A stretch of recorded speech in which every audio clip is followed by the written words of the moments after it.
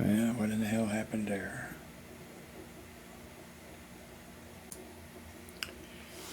Hello, Jim Howard here in Fort Worth, Texas.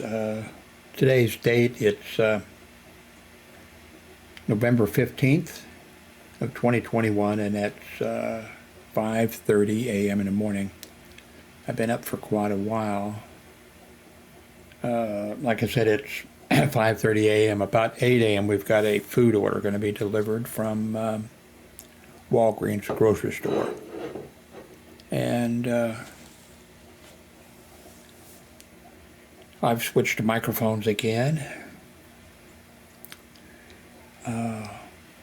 And you know, I just switched back to the Elgato Wave 3. Got it all set up. And in fact, I started to record. And I looked over, and the microphone, I had no indicator lights on it. But when I did my little sound test, it responded correctly, but there was no lights on it, so I unplugged it and plugged it back in, and I've got lights there now, and so we'll see how that goes. I don't have any script or any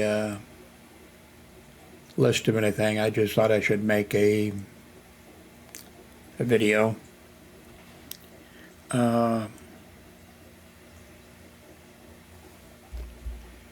So I've disconnected my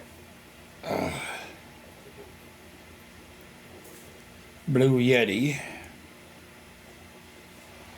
I'm back to using the Wave 3. So, yeah, I guess I'll do this later. You don't need to watch me do that.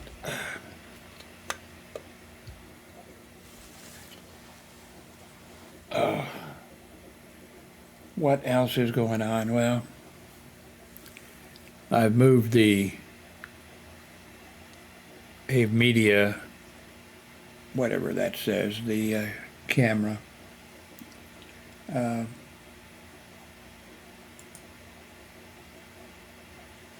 Moved it again, and I see now it's out of line a little bit. You'll be able to, or you know, it's showing too much.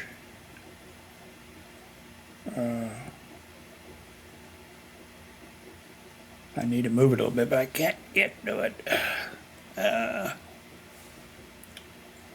Here's what, you know, it's getting really, I'm almost out of the picture here.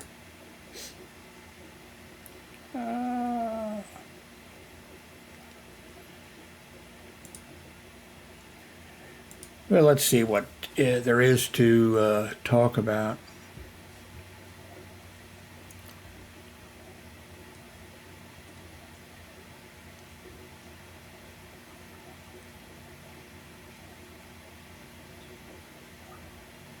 Another plane crash. You know, they had one the other day. Well, I don't know how often they have, you know, but this was an aircraft that had the pilot, 3 passengers, and an 11-year-old girl.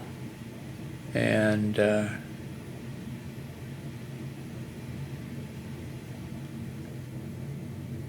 11-year-old girl was, you know, they were doing chest compressions on her when, you know, they took her by helicopter. I took a flying lesson one time when I just got out of high school. I would have made a terrible pilot. But I took one flight because it was, I forget what it was, $10 or $15 or something for 1 hour. And, but I would have liked to have been a pilot because I was interested. At that point, I bought magazines or whatever, like on glider, or what do they call it? Gliding and all those things. I even bought the log book that I could enter in, flying time and stuff in, you know. But I know, well, I know I would have been a terrible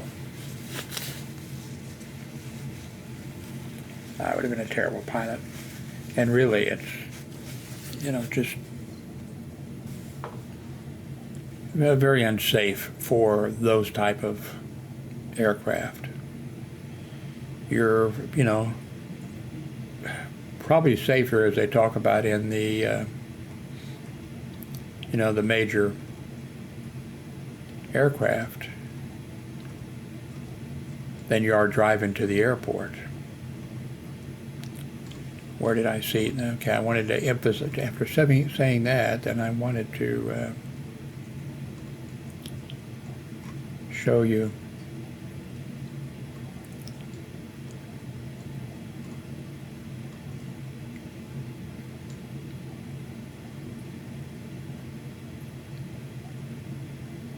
hover bike, $680,000. That looks pretty neat.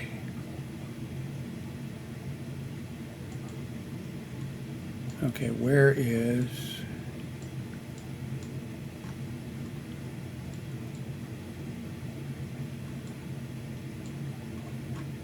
I know I saw a thing where...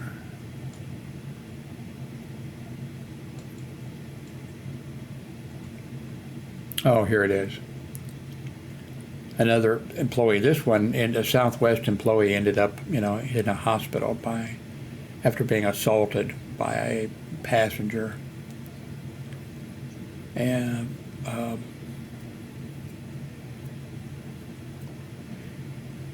I've said many, many times, because I'm really not fond of alcohol, and well, I don't drink alcohol. Both my parents were alcoholics, so I never have drank, alcohol. I've said many times I think that the airport shouldn't sell airplanes, or the airport shouldn't sell, alcohol, and I don't think they should serve alcohol on an airplane. But I don't drink, so that I'm not sure I'm entitled to an opinion on the, I don't drink. And some people, you're taking a long flight, and then you're used to having, a highball or two or something like that. And what is it, 15 hours from the United States to Australia and New Zealand or something like that by air?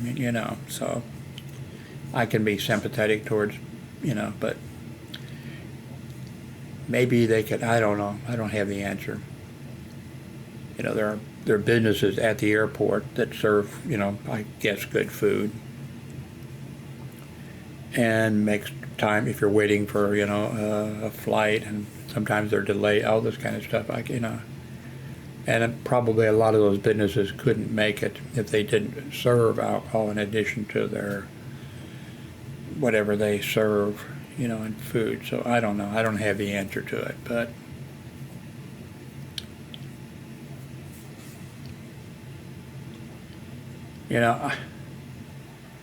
I worked hospital security for 30 years, so I got spit on, I got punched in the mouth.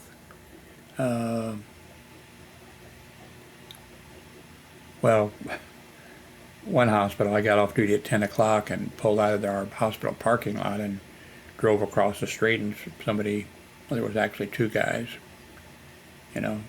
somebody shot at me, hit the car just about that far from my temple. But my God, I feel so sorry for these people, that they have important jobs, being on an aircraft. Everybody has something they need to do. It's key that everybody is just absolutely, on the ball, knowing their job and doing their job. Sometimes, it's life and death. And then now they have to worry about, are they going to get punched for some reason. So, let's see. Governor Christie reveals what Trump said to him when he was hospitalized. And Trump had just got COVID-19 virus, and I think he might have been in the hospital at that time. And of course, at that time, everybody around Trump, you wouldn't dare have a mask on or anything, because that's probably still his thing. But he came down with it, and Christie, right, it was with the, had been with the president, and he came down with the virus at the same time. And I think that Christie says that Trump called him from the hospital that Trump was in and said to Christie, he didn't call and say, Governor, how you doing? I'm sorry to hear, he didn't do any of that kind of stuff. He called and said, I just wanted to know if you're going to be accusing of saying that you got the virus from me. Wow. That's Trump. Just the way he operates, Remember when Trump was in office, he talked a lot about, because he wanted people to go there, and he wanted foreign governments, when they sent people to Washington, D.C., to be sure and use his new hotel that he had just bought. And I think it was a former post office or something. I think that's the one. But anyway, he has now sold it, and the company that bought it is taking Trump's name off of it. The Pella guy, Lindell, calls Fox News the worst media outlet probably in the history of the planet.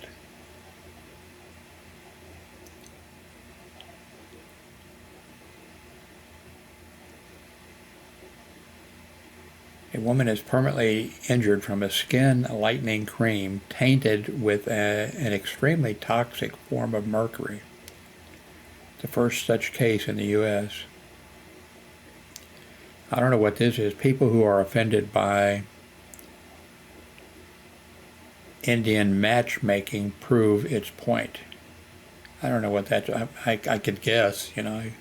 There's an Indian matchmaking site. I guess we're talking about American. Are we talking about American Indian, or are we talking about Indian? I got to check this out now. I saw it before. The headline. I thought I'm not interested, but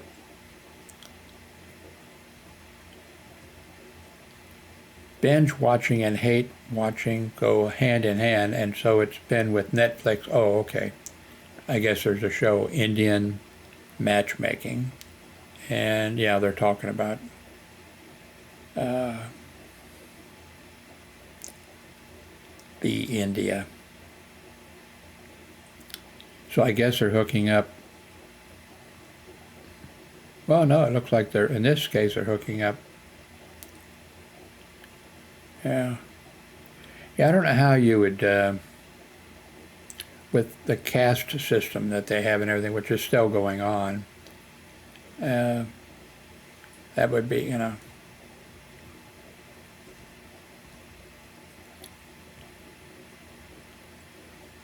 Fair and Lovely Skin Cream is now known as Glow and Lovely.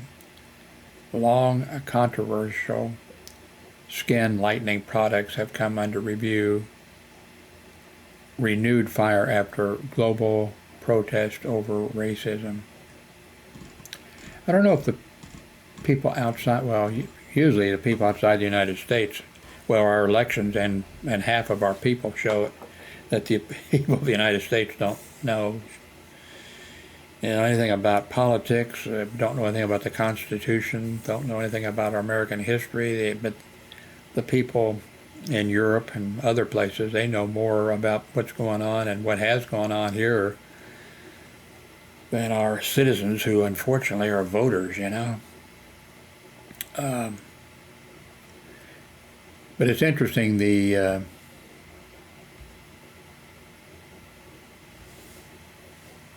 back, quite a while back, light-skinned black people often, I don't know how often passed as white. And that made, they got out of a poverty situation, they got out, and there's a history. I don't know if I'm sure there's some movies. I'm trying to think if I can think of one or more. I can't right now, but it's interesting. And two, I don't think it's just in the United States. I think it might be in some other countries also. Well, let me. That's one of the businesses I failed to mention. I didn't do it very long. It wasn't my business. I answered. It was. I'm afraid to say mafia. I might get them whacked or something. You know. Anyway, I answered an ad that. Well, I wasn't trained or anything as a photographer. I was just looking for. And I answered an ad in the paper they advertised for a photographer, and I went down, and I mean, these were a couple of Italian guys sitting there, smoking cigars. I mean, this, you know, this had to be mafia people, you know. Well, I have other, well, not proof, you know, but. Anyway, they had some other businesses going on, and they had purchased trailers that were set up as mobile portrait studios. Now you got to remember, this is, you know, before cell phones, before digital cameras even, and that type of stuff. And the pictures would be like, whoops, yeah, yay big. And you got it instantly. Well, not, you know, had to be developed, but, you know, right there. Anyway, they said, you know, well, we don't know why we advertise a photographer. We've got these mobile portrait studios sitting here, and they're not out. We're not, you know. And I said, how does this work? And I don't know how long. It didn't take them very long, you know. They told me, and I said, well, let me go out and find you a couple places and set everything up, and I'll come back. I came back later that day. I said, okay, you need to put a trailer at such and such little shopping center, and then you need to put this other trailer in Raytown at such and such a place or whatever. And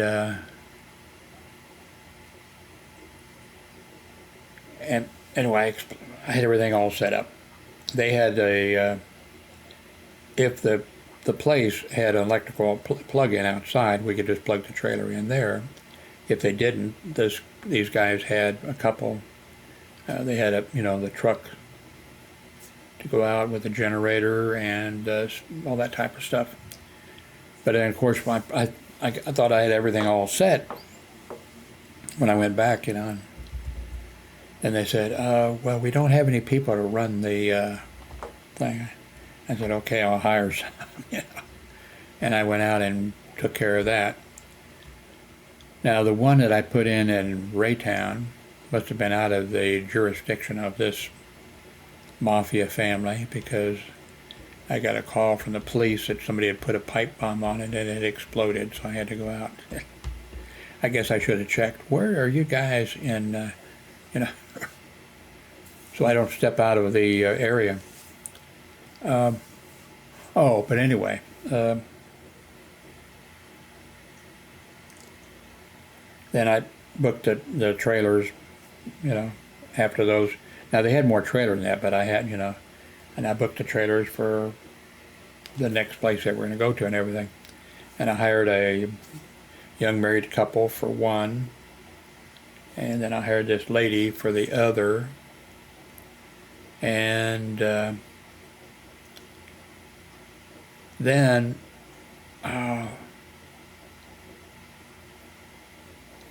the one trailer where I had the woman, where I put it, I wasn't thinking really. I put it into an area that was all black and had a high crime rate, and I just wasn't thinking, because I had other things on my mind, you know. And she said, she was a white lady. She said, I can't work there. And I said, okay, well, how about taking a break for, a week or two, and I'll go ahead and work that one. So everybody that came in there for the trailer was in a drugstore parking lot. Kansas. I don't think there's any. I think they were strictly Kansas City, But so the way the thing worked again is I would go to the shopping center and then go to say, hey, I want to bring this trailer in. We'll put it out there. We're taking pictures that are this, and people get them right away. And of course, what happened, is it wasn't very much for it. But when you take it out, you'd say, now it needs, you take it out, here it is. Let me put this matting on it, Let me slide it in this frame, okay. Need the matting to protect it, so, which you really did, And then hopefully the people end up not only buying the picture, having a picture taken, hopefully they buy the matting, and then hopefully they buy a frame for it. But the way I would do it is I had a stand that I would put in the front of the store where the doors are, and I would take a picture for free of the manager or somebody, and then there would be coupons there with marked in some way, and then the whatever the store was, they'd get $1, or I don't know how much. I can't remember now, a long time ago. And but the anyway, the trailer I put in the bad neighborhood, and I know it's a bad neighborhood because I worked right next to it, hospital security for, let's see, 5 years, and then I went 10 years to a hospital which they owned, so I was, the same corporation, but I wasn't. And then I came back for a year as a bike patrol officer at this hospital, so I knew the neighborhood, and that's where I pulled out, and somebody shot at my car, not at the portrait place, but at the hospital there. So anyway, I was working that, and you take the picture, and then you go back and put it in the solution, and then you put it in the, I think you have water or something, and then whatever, and you bring it out. Okay, black neighborhood. I don't think there was any white customers that even came in that I can remember, but it's been a long time. And every one of the black people, okay, what do you think? Show it to them. No, I'm too dark. Okay, and so, I go back, and then I don't keep it in the developer as long. Bring it back. Too dark, too dark, too dark, too dark. All of them. That's a terrible thing that we did to, fellow Americans. I guess we, even though they were kidnapped and brought here, and even though they were slaves, they lived and died slaves, they were still Americans. At least our Declaration of Independence said they were. And it just took, 100 years or so to, and then even that didn't work. Even the Civil War didn't. Yeah, they were free, except then you have the Jim Crow laws and what have you. And I've mentioned it several times. I started working hospital security in 1972. And then the next hospital that I went to in, well, let's say 5 years later. Maybe more. No, I think about 5 years. So let's say 1980. I went to work for that hospital. And The director of security, of course, was racist. And a whole bunch of the security officers were racist. Of course, a bunch of them, they were probably racist, except they wouldn't have been as racist, except they knew that the director of security was racist. So the 5 years or so that I was there, I had to fight racism. And I wasn't even black. I'm dumb.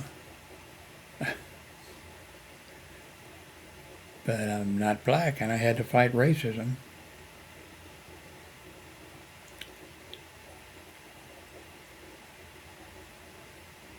That was something else I've already mentioned.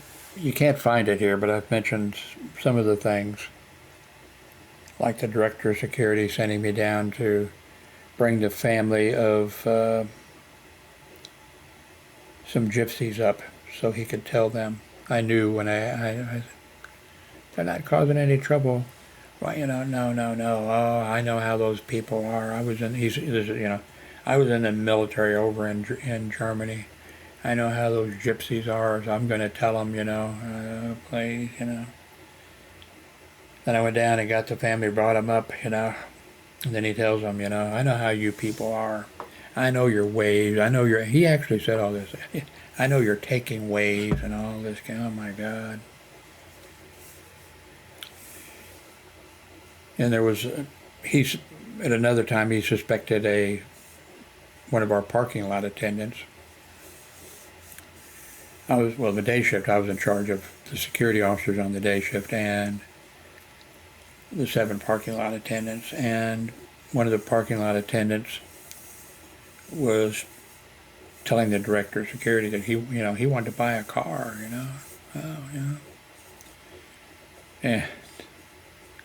And so some money came up missing, and the director of security said, he did it because he told me he wanted to buy a car, and and he says, then he'll have those fuzzy dice hanging from the thing. Oh my God, I said, no.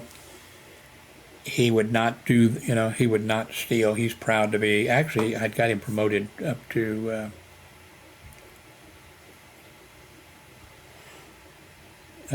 security officer, which is kind of funny, like Mr. Ross the director of security was so racist.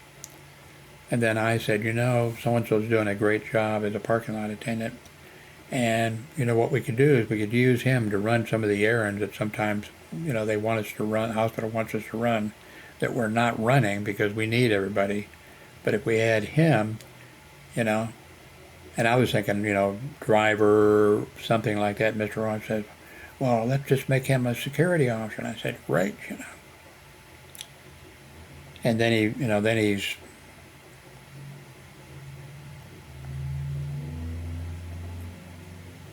the things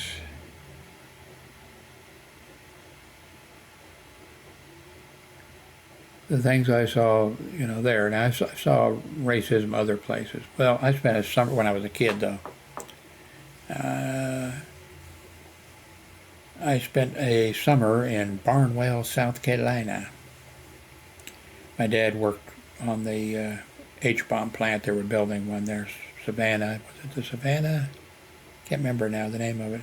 My dad had a Q clearance. He was just a welder, boilermaker, whatever, but he had to have a Q clearance. I think the Q clearance is something, it's like the top, it's one of the highest levels of security you can have. But I think it's for people who are, workers or somebody in that, in that category. They would probably love not to have those people having access to it. But if you're building an H-bomb plant, if you're actually building one, you have people who know, So he had a Q clearance, but anyway. That was, when would that have been? Let's see, I graduated from grade school in 1955. Let's say 54, 53. I think that'd been like 1952 or something. I spent that summer. I was in Missouri, so went. My father had already gone down there to work, and my mother and myself and our Cocker Spaniel, we took the train from Kansas City there, and then I'm not sure if it was Chattanooga or Nashville. You had to get off the train, and you had to switch trains. So we got off the train, and then we went into the waiting room, and we sat down, and we're sitting there, and then the station agent or whatever comes over and says,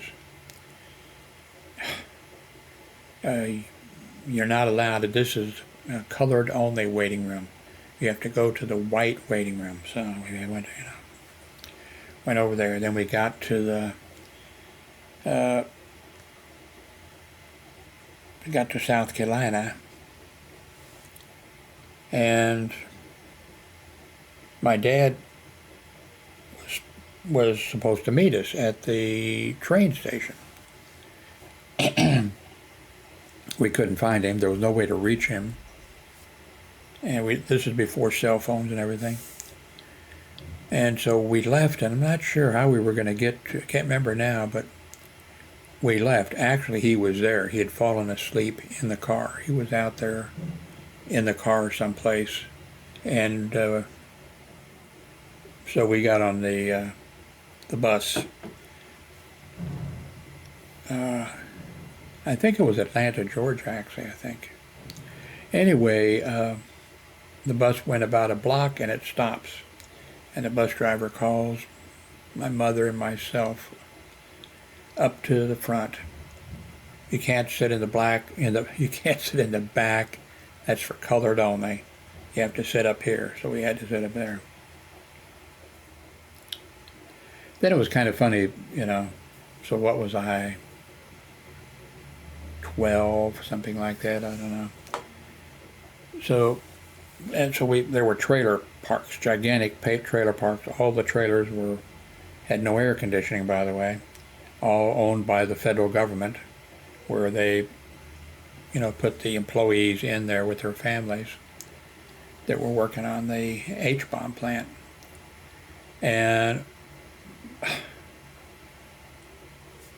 all the other kids, were asking, because we were all from I'm sure there were local people that got a job, hopefully, But the other kids, would ask me, when they'd meet me, where are you from?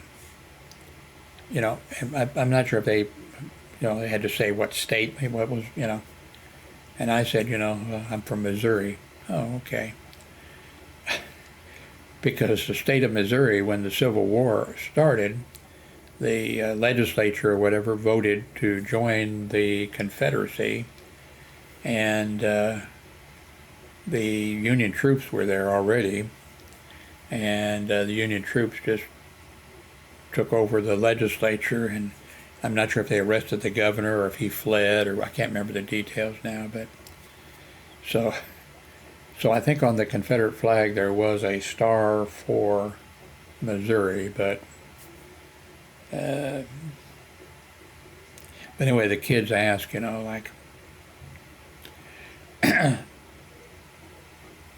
now, down there, at that time, 4 restrooms. I have trouble deciding if there's 2 restrooms. I have to, Okay, men. Okay, women. Down there, 4 restrooms. That's too much. That's an overload for my brain, Let's see. White women, colored women, white men, colored. Okay, I go into this one, And then, of course, water fountains, 2 water fountains, white and colored.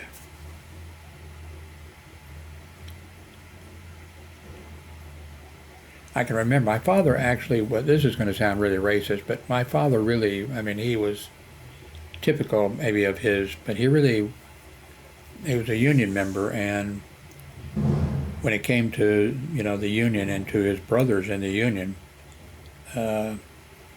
he became actually a union official, and he fought for, blacks to, you know, get good jobs and be part of the the other member, of the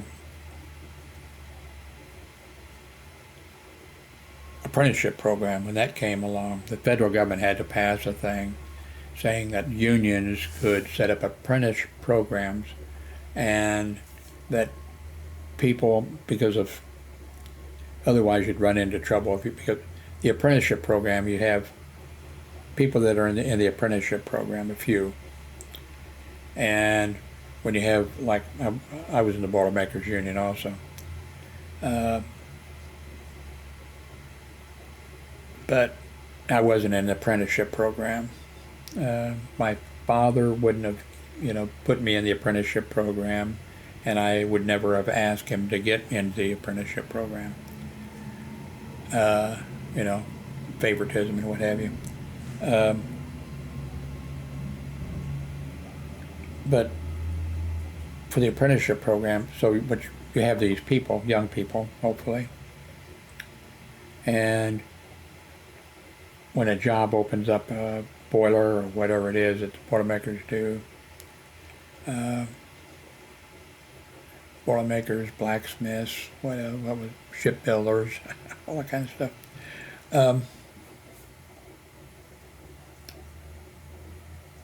If you had the apprenticeship program going and you sent a guy out to the job and they would need, maybe a welder. So yeah, he would learn welding. But then the next job, you send him out there on a job and they probably need a welder, and they're not going to.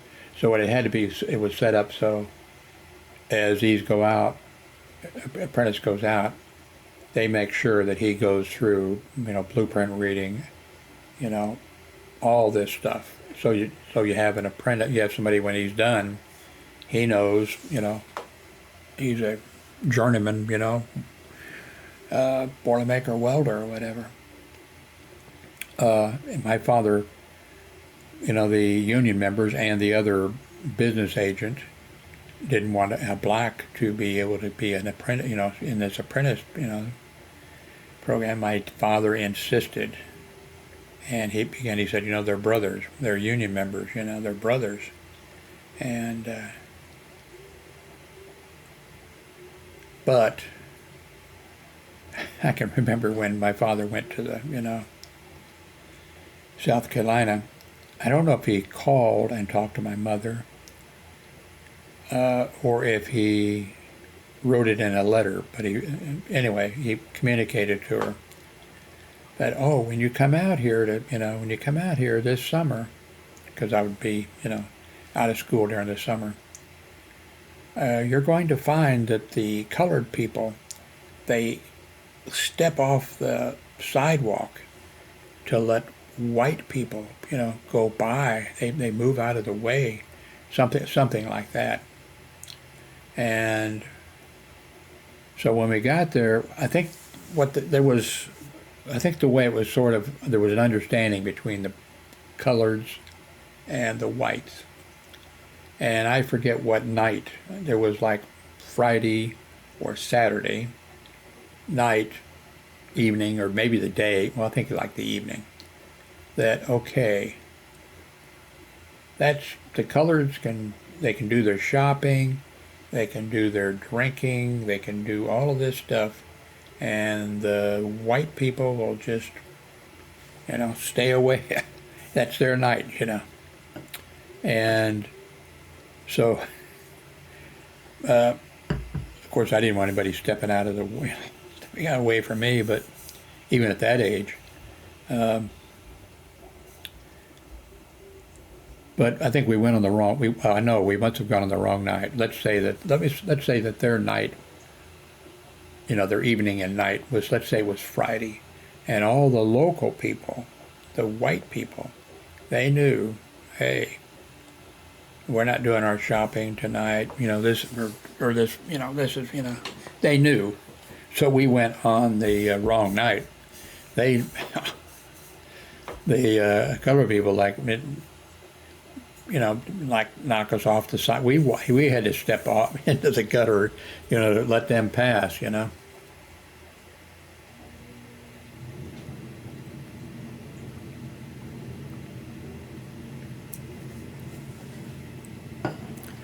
Anyway,